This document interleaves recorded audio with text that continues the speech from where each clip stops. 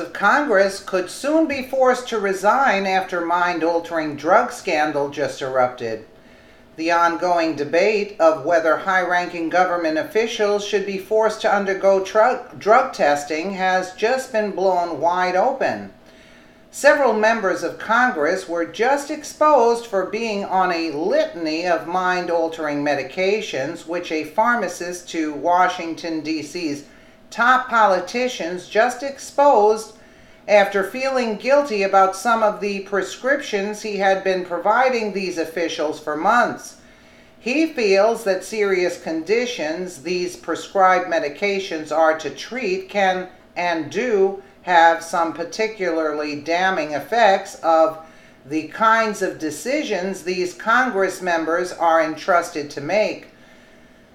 Many lower federal employees are rightfully forced to undergo random drug testing for the obvious reason of being in an information-sensitive position. Since these people need to be clear mind and judgment just to handle certain paperwork and processes, shouldn't those who make the really big decisions have to be of more sound judgment than those beneath them? Apparently, power has superseded this safety check and allowed many members of Congress to medicate themselves to dangerous levels, which has now caused some pretty serious problems that the pharmacist to the politicians is feeling bad about. Mike Kim is the owner and pharmacist of the pharmacy used by many of D.C.'s most famous politicians and spoke to Stat News' Aaron Mershon about an alarming trend he's seen lately. Not only has he been prescribing members of Congress with Alzheimer's medication, but he also been providing treatments for other calamities as well, none of which people in this immense position of power should probably be suffering from. Stat News reports Mike Kim, the reserved pharmacist turned owner of the pharmacy, said he has gotten used to knowing the most sensitive details about some of the most famous people in Washington. At first it's cool, and then you realize I'm filling some drugs that are for some pretty serious health problems as well. And these are the people that are running the country, Kim said, listing treatments for conditions like diabetes and Alzheimer's. It makes you kind of sit back and say, wow, they're making the highest laws of the land and they might not even remember what happened yesterday? Kim's tiny pharmacy, which at its busiest sends as many as 100 prescriptions to members in a day. It's nestled among Capitol Hill's satellitist row houses less than 4 blocks from the Capitol building itself, founded in 1867 and named for a previous owner. The pharmacy predates penicillin, the American health insurance system, and even the Lincoln Memorial. This is no judgment on people who take medications, as the accessibility to treatment to improve life is a blessing of living in an age of modern medicine. This is a matter of recognizing your limitations and acknowledging a condition and not maintaining a powerful position just for control or any reason that could compromise performance and decision-making abilities. These are average expectations of people in lesser capacities of any industry, even outside of politics, that affect the direction of our country. More importantly, this medical condition situation brings the need for term limits to the forefront.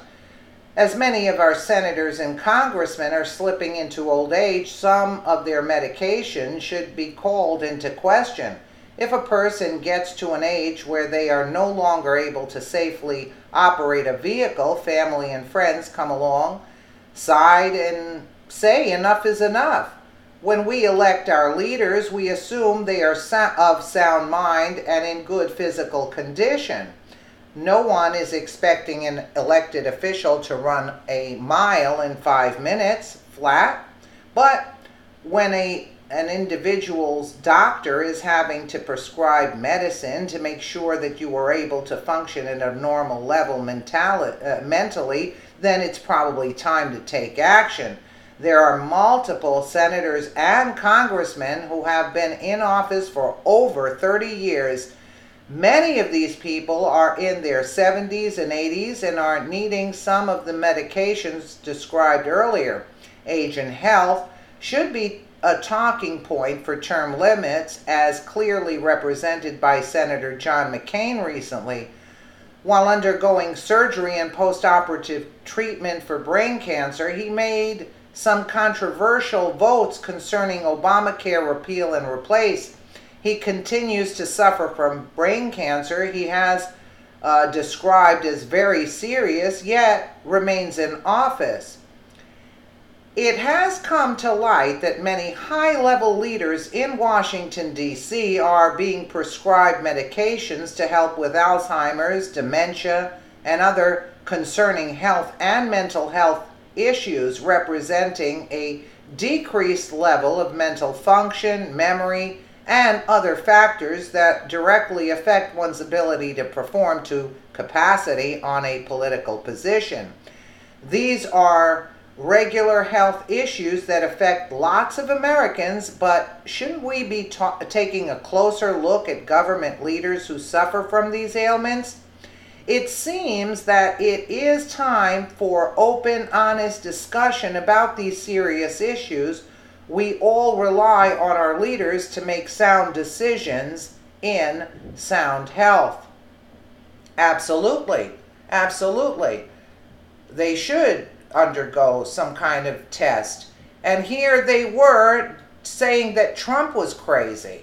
Now it's all backfiring on them after this pharmacist came out. Let me know what you guys think in the comments below. And again, thank you so much for watching.